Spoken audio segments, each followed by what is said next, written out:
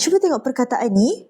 Nak baca berapa harakat pada ha dengan ju. Kan ada tanda ombak tu kan. Tanda ombak tu kita panggil tanda mat. Okay, jadi berapa harakat nak baca pada ha? Berapa harakat nak baca pada jim? Okey, jadi kalau selepas tanda mat ada sabdu, kita kena baca panjang 6 harakat. Sebab kat sini berlakunya mat lazim kalimi musaqqal. Yang dahsyatnya perkataan ni ada 2 kali mat lazim. Tengok Yang pertama ada tanda mat jumpa sabdu. Kemudian ada lagi tanda mat jumpa sabdu. Kena 2 kali baca 6 harakat. Okey, jadi pada ha baca panjang atuha. Okey, dekat ha tu yang panjang Kemudian dekat ju pula panjang. Ju. Okey, jadi dekat ha 6 harakat, dekat ju 6 harakat. Lepas tu, jangan terlepas pandang ada nun sabdu ni.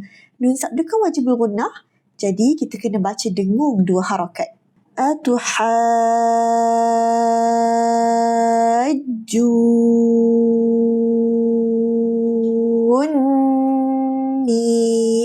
Okey, ada okey, dengung tu jangan lupa. Okey, jadi hukum tajuk yang ada untuk satu perkataan ini adalah mat lazim.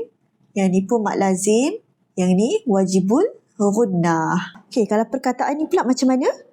Okey, so berlaku mat lazim kalimi musaqqal dan juga wajibul gunnah. Yang ni mat lazim dia sekali sahaja, kemudian wajibul gunnah. Okey, sekarang cuba dengar bacaan saya. Mana satu yang betul? A ke B ke C? Cuba komen Okey, A. Wala jan. B. Wala jan. C. Wala jan.